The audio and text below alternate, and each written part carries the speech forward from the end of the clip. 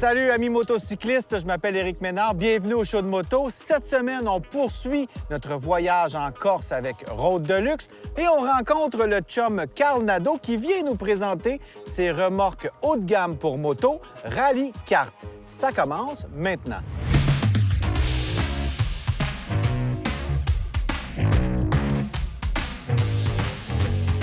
Vous n'avez pas la berlue, vous voyez effectivement un gars de char dans un show de moto, Carl Nadeau. On se croise depuis des années, mais saviez-vous que c'est aussi un gars de moto? Ben oui, la passion de rouler, je l'ai à fond. T'aimes les là, machines? Oui. Bien, les machines, puis la liberté de la moto, fait, j'ai toujours aimé les convertibles en auto. Pour ça, les odeurs, on dirait que tu vis vraiment ta conduite. Exactement. Là, on l'a rencontré au Salon de la moto et il nous a parlé de Rally Kart. C'est sa nouvelle entreprise avec ton partenaire. Vous avez combien de modèles? Bien, dans les remorques, c'est sensiblement toujours la même plateforme. Elle est disponible en version courte sur demande, mais normalement, c'est la même plateforme. Et on a plusieurs accessoires qu'on peut greffer, qu'on a développés nous-mêmes. On a le panier ouvert en aluminium. Fait que sur les amateurs de moto aventure, c'est l'idéal.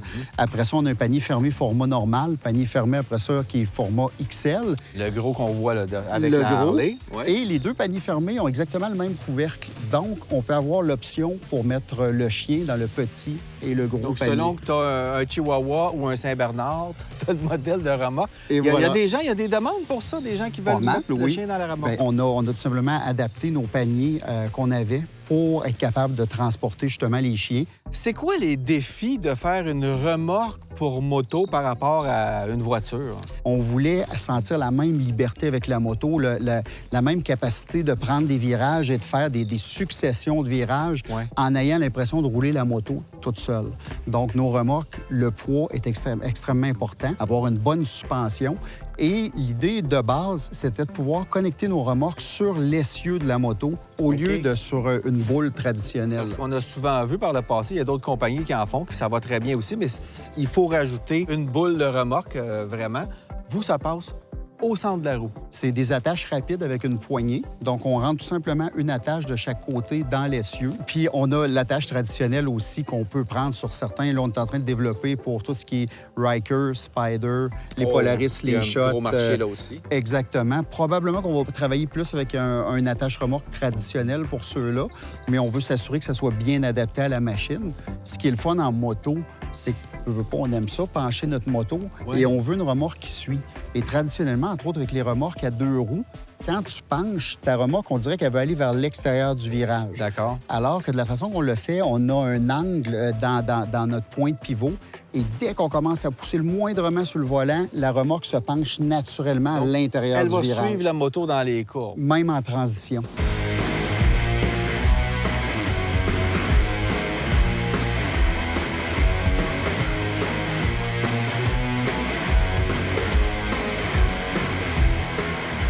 Comme on est une remorque plateforme, bien, quelqu'un qui a moins de budget va acheter juste la plateforme et va s'acheter un back Rubbermaid dans les grands centres. Il va adapter ça là-dessus. On a tous les ensembles pour installer le back toolé là-dessus, plus tous nos accessoires qu'on produit nous-mêmes en aluminium. Et puis, on peut mettre, par exemple, sur la remorque ici, derrière la KTM, on peut mettre combien de litres, combien de poids là-dedans?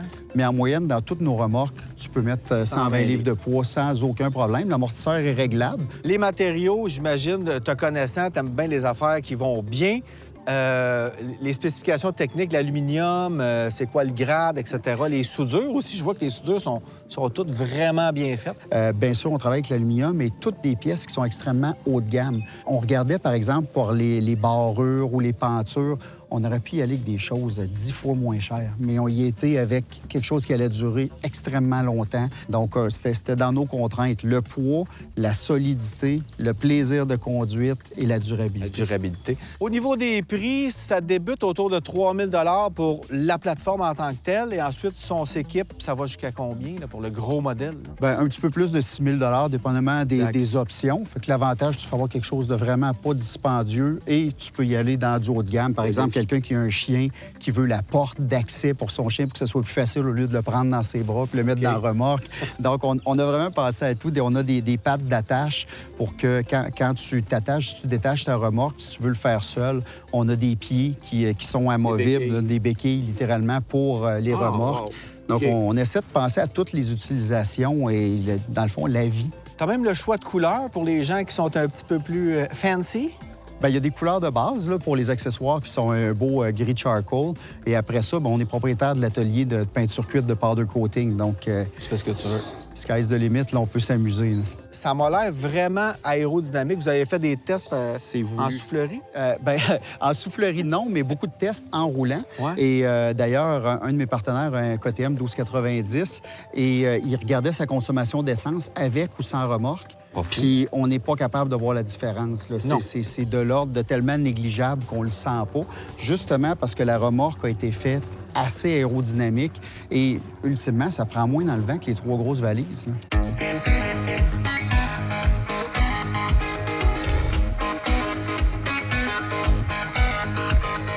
Bien, Carl, merci beaucoup de nous avoir présenté ton produit. Je suis vraiment content. J'adore ça, présenter des produits québécois à l'émission. Puis ça, c'en est un 100 Québec-made.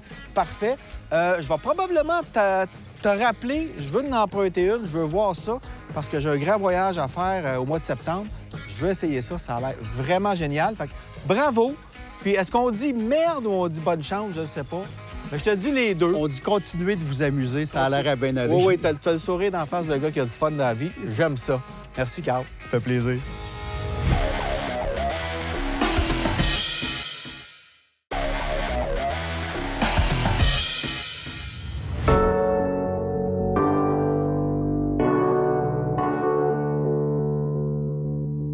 Le matin, on a tous notre petite routine. Il y en a qui se réveillent plus ou moins vite. Moi, je fais partie de ceux qui se réveillent pas vite.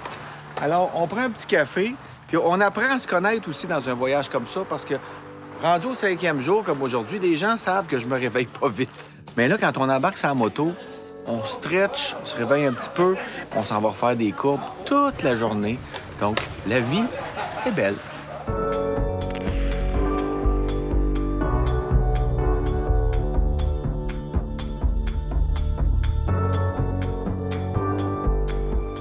Eh bien, on recommence au petit matin sur des routes de montagne et bon sang. C'est ça du matin au soir.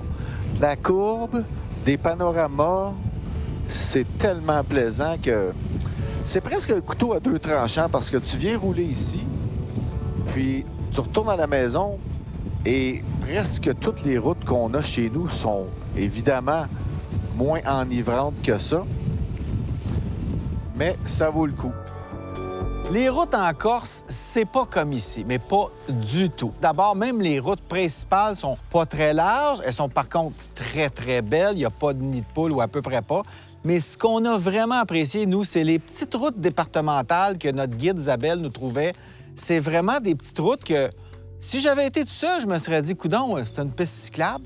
Mais non, c'est des routes qui sont là depuis des centaines d'années. Et c'est ces petites routes-là qui t'amènent vraiment, non pas même en dehors des villes, mais en dehors des villages. Tu es complètement loin de la civilisation. Tu peux savourer les plus belles vues de l'île.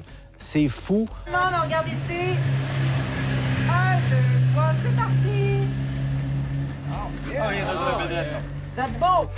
On vient qu'on ne sait plus où regarder parce que tu es passionné de conduite à moto. Le pilotage est exceptionnel. Mais en même temps, t'as ça qui attire ton attention. Donc, moi, je fais un peu des deux. Je vais rouler fort pendant une dizaine de minutes. Après ça, je roule relax, je regarde, je rattrape le groupe parce que tu peux pas tout faire. Il faut presque venir 2 fois. Une fois pour rouler, puis une fois pour regarder.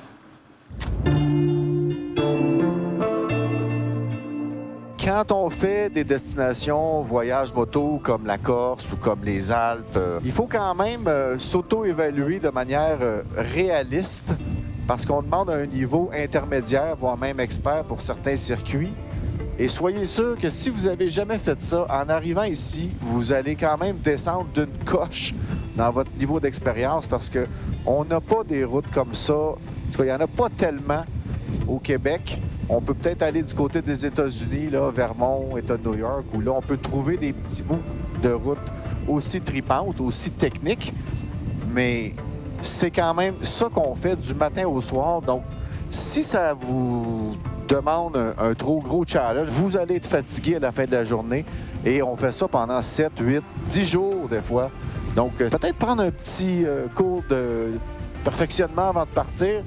Vous ne le regretterez pas en arrivant ici parce que vous allez vraiment pouvoir apprécier l'expérience de pilotage en courbe, en montagne comme ça, puis pouvoir peut-être un peu profiter du panorama en même temps que vous pilotez.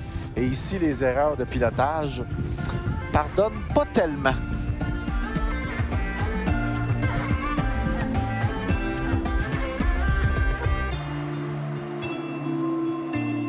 Ce col-là, il est vraiment beau, il est vraiment bien entretenu. Il y a plein de glissières de sécurité ici. Comme on le voit, c'est des roches qui ont été plantées dans le sol.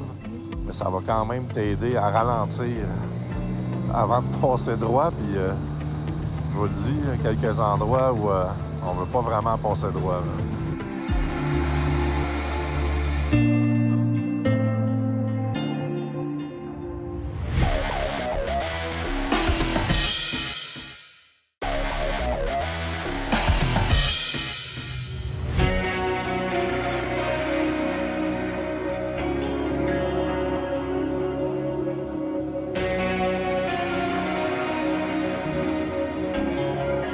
Ce matin, on roule dans une purée de poids. On fait le col de Bavella.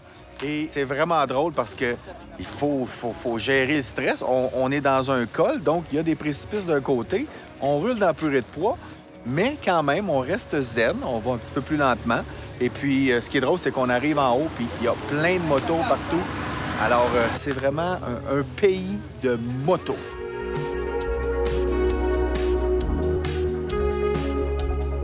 Il y a toutes sortes de choses qui sont un peu différentes de chez nous. D'abord, les élévations sont assez abruptes. Tu peux partir du bas de la montagne, il fait chaud, et puis là, tu montes, puis là, oh, la température descend. Il faut parfois arrêter pour rajouter une pleure parce qu'il fait trop froid. Il y a aussi la brume. On est allé aux aiguilles de Bavella et c'est un super bel endroit qu'on n'a pas vu malheureusement. C'était brumeux, là. On voyait rien. Mais c'est pas grave, on avait le sourire pareil. On regardera les cartes postales, qu'est-ce que tu veux. Ou encore mieux, il faudrait retourner pour les voir. Mais bref, c'est ça, la beauté du voyage, c'est que tu sais jamais ce qui t'attend. Puis advienne que pourra, on est là pour triper puis observer ce qu'on peut observer. Puis des fois aussi, juste de faire un détour, bien, ça t'ouvre plein d'autres opportunités de choses que peut-être le groupe avant toi ne verra pas ou le groupe après va voir autre chose. Donc, il faudrait y aller 100 fois pour faire le tour, t'sais. 1, 2, 3. Excellent. C'est tellement beau, c'est presque roulé dans une carte postale. Ben, pas presque, c'est totalement roulé dans une carte postale qu'on fait ici. Regardez-moi ça, la route. Complètement folle. Je l'aurais dessiné sur un papier en me disant je fais une route pour m'amuser à moto, j'aurais pas fait mieux que ça. Des épingles, une après l'autre, serrées, plus ou moins serrées, avec des grosses dénivelations comme ça. Regarde-moi ça.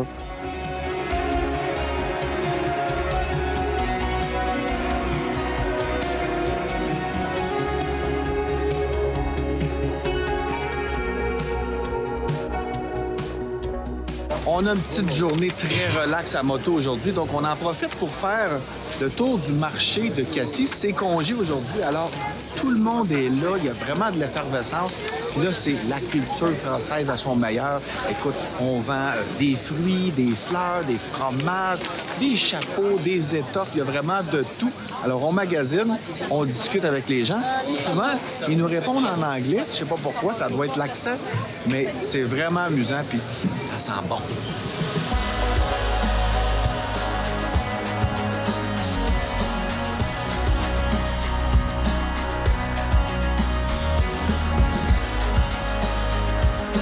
Messieurs, dames, bonjour. Là, vous avez les savons de Marseille de la savonnerie du Sérail, qui est une institution à Marseille et qui perpétue la tradition de la fabrication au chaudron, qui est vraiment la méthode artisanale et à l'ancienne pour faire l'authentique savon de Marseille. Après une bonne journée de moto, ça va être pratique. Moi, ce que j'aime quand je fais des voyages de groupe, c'est de découvrir les gens. J'adore le monde, j'aime ça rencontrer d'autres mondes. Puis quand tu pars là, avec un groupe, on se connaît pas au départ, puis tu sais qu'il y a de fortes chances que dans 7 jours, ça soit devenu des amis que tu vas garder pour longtemps. Je roule encore régulièrement avec des gens que j'ai rencontrés en voyage. Pique-nique, ça va bien. À la base, c'est fait pour l'apéro, mais pour le pique-nique, pour la cuisine, c'est super reçu. Délicieux, monsieur. On avait des gens de tous les horizons. On avait des travailleurs de la construction jusqu'à des gens d'informatique. Puis, peu importe c'est quoi leur bagage dans la vie, ils se retrouvent sur moto avec leur bagage. Donc, ça fait déjà une espèce de confrérie. On veut que tout le monde s'amuse, puis on voit vraiment des belles amitiés se former. Puis ça, c'est un bonus total quand tu roules parce que tu vois les gens qui s'amusent, puis ils sont là pour ça. Ils se payent une semaine de moto, puis ils ont du fun. C'est le but.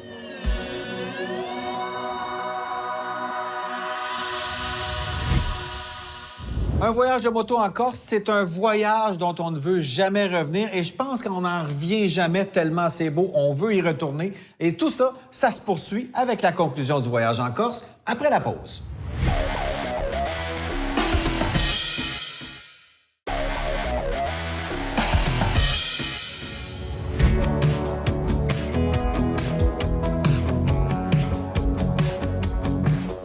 On vient de partir du marché de Cassis et c'est notre dernière journée en France. On a de la chance parce qu'il y a une route qui s'appelle la route des Crêtes qui est dans le coin ici et qui est magnifique. Et là, elle est ouverte parce que souvent, c'est fermé à cause qu'il y a trop de vent. Mais là, on est chanceux, on s'en va faire cette fameuse route des Crêtes.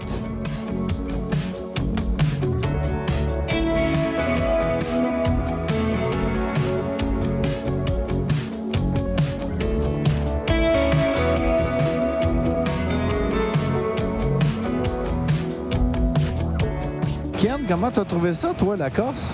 Ah, j'ai vraiment adoré la Corse, là.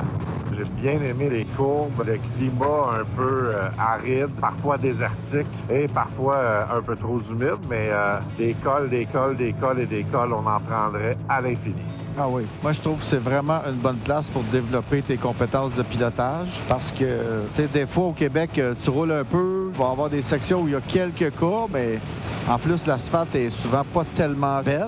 En Corse, l'asphalte était quand même pas mal belle partout. Tu peux tellement t'amuser à travailler ton style de pilotage, tes entrées en courbe, tes sorties constamment. Puis quand tu t'arrêtes, ben t'es dans une carte postale. Ouais, c'est ça.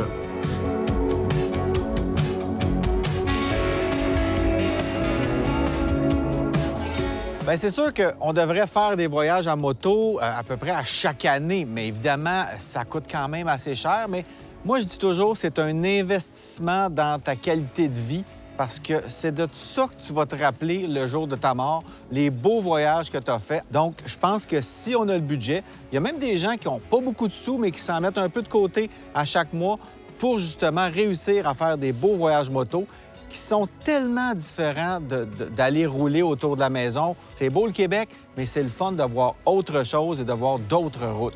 Un bon job pour ça, tu sais, plein de places, on roulait, puis on se disait, hey, il me semble que j'arrêterais là. Puis là, oups, 2 minutes plus loin, on avait vraiment l'endroit idéal pour arrêter. C'est là qu'Isabelle nous arrêtait, puis on était comme, ah ouais, OK. C'est ça l'avantage de rouler avec quelqu'un qui connaît bien la place, là. Mais encore une fois, j'ai apprécié le voyage avec Road Deluxe. C'est bien organisé, c'est rodé. Les guides, Isabelle, elle faisait une super belle job. On n'est jamais à se demander qu'est-ce qui va se passer. Il y a toujours une solution. Le ton est cool, c'est amical. Tu as l'impression d'être servi par un ami plutôt que par une agence. Puis ça, c'est bien important. Puis c'est pour ça que moi, j'ai choisi de travailler avec Road Deluxe aussi comme guide de temps en temps pour le plaisir, pour aller découvrir des nouveaux territoires avec des gens qui veulent voyager avec nous. Puis je vous le dis, là, on va en faire d'autres. Mais malgré la petite pluie, ça vaut vraiment le détour. Moi, je souhaite tout le temps aux gens qui font de la moto depuis longtemps, qui ont un bon niveau, je leur souhaite d'être capables de s'organiser pour vivre ça au moins une fois dans leur vie. Parce qu'il n'y a personne qui dit à la fin du voyage « Ah, moi, je trouve que c'est un peu trop cher pour ce que c'est. » Tout le monde tout le monde dit « OK, je commence à m'organiser pour économiser, pour m'en payer une autre ride comme ça. » Parce que c'est exceptionnel. Clairement.